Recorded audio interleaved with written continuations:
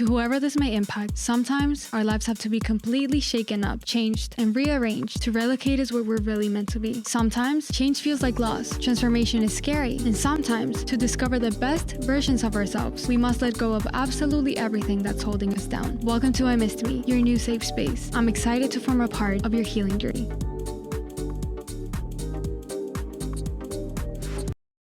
Today's episode is about something that sounds simple, but that we all struggle with: letting go. Letting go of people, of situations, of versions of ourselves, and not just physically, but emotionally, mentally, and spiritually. Because the truth is, letting go isn't easy. It feels like loss, it feels like failure, and it feels like something we shouldn't have to do if we did things right. But sometimes, letting go isn't the sad ending you think it is. Sometimes, it is the beginning of peace. The truth about letting go: I used to think that letting go meant giving up, that if I let go, I was quitting, that if I walked away from something, it meant I didn't try hard enough. But that's not true. Letting go doesn't mean you didn't care. It means you cared enough to know that you deserve peace. Sometimes, the most loving thing you can do for yourself and for someone else is to let go, to stop forcing what isn't flowing, to stop chasing what keeps running, to stop holding on to something that keeps hurting. You don't heal by gripping tighter. You heal by releasing your grip and trusting that what's meant to stay will. Why we hold on? We hold on because we're scared. Scared of losing what feels familiar. Scared of not knowing what's next. And scared that if we let go, we'll have nothing left. But the truth is, holding on doesn't save anything. It only drains you. You can't force someone to meet you where you are. You can't force situations to work that aren't meant to. You can't keep pouring into something that keeps emptying you. Sometimes, we're not even holding on to the thing. We're holding on to the idea of what it could be. The potential, the fantasy, the version we hoped would show up. But the longer you cling to what's no longer aligned, the longer you block what is. Because the universe can't feel hands that are still holding on to what needs to go. Letting go doesn't erase what was. This is what helped me the most. Letting go doesn't mean forgetting. It doesn't mean pretending it never happened. It doesn't mean it didn't matter. You can let go and still honor what it was. You can release something and still be grateful for what it taught you. You can walk away without bitterness, without needing to rewrite the story. And sometimes, love doesn't end because it's gone. It ends because it's complete. Its purpose has been fulfilled, and that doesn't make it a failure. It makes it sacred. Every person you've loved, every season you've lived through, every version of yourself that existed, it all mattered. It all shaped you, and it led you here. So you can love it, so you can let it go with love, because you're not losing something. You're making space for something new. Grief disguised as guilt. A lot of us confuse letting go with guilt. We think we owe our younger selves permanence. We think moving on means we didn't care enough.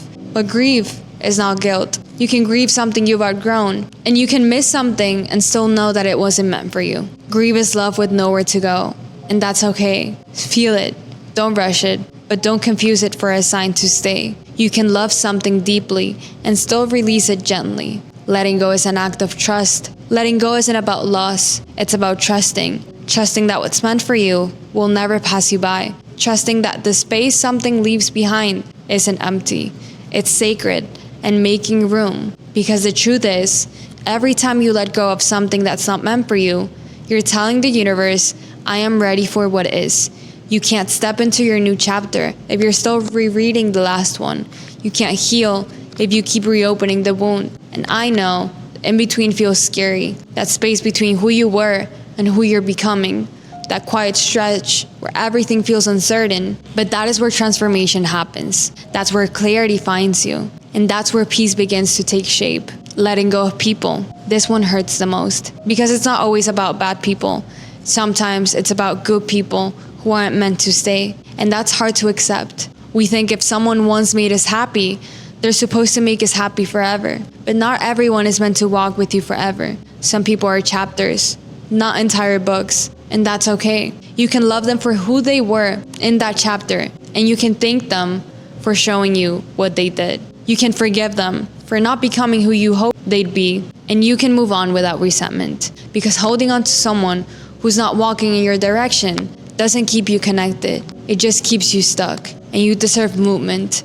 You deserve flow. And you deserve alignment. letting go of the old you. Sometimes, the hardest person to let go of is yourself, the version of you that tolerated too much, the one who kept saying it's fine when it wasn't, the one who made herself small to be loved, the one who tried so hard to be enough. But that version of you isn't bad. She was doing her best with what she knew. She was surviving. She was protecting you.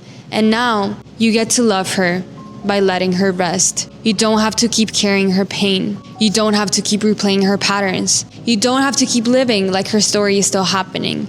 You can thank her for getting you here and then let her go. Because the next version of you deserves to live without her fear. The beauty of release. There's something so powerful about releasing. When you finally stop forcing, you stop chasing, you stop trying to control.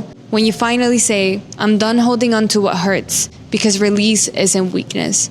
It's wisdom. It's saying, I trust that what's mine will stay and what's not will leave. And it's in that moment, that surrender, that life finally has space to surprise you, to start feeling lighter. Energy starts coming back. Your heart starts healing in ways it never could while it was still carrying everything. And you realize letting go didn't break you.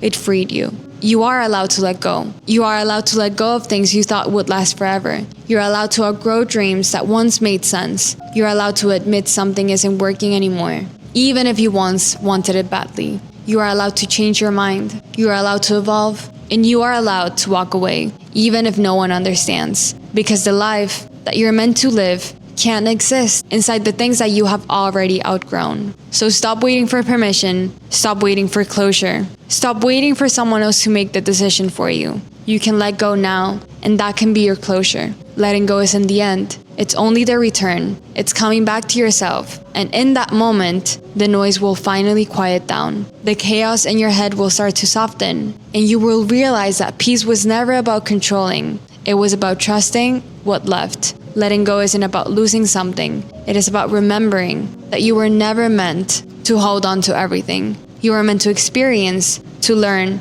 to love, and to grow. And then to release. With love, Mafe. Besties, if you enjoyed today's episode, make sure to share with anyone that might need to listen. Don't forget that we have a membership where as soon as you sign up, you will receive an I Missed Me hoodie. Plus, you have access to an exclusive episode every single month, printable activities, meditations, monthly challenges, PDF guides, and behind the scenes content. Don't forget to follow I Missed Me on social media, I Missed Me Podcast on Instagram and TikTok, and subscribe to I Missed Me's YouTube channel, I Missed Me Podcast. I will see you guys on our next episode.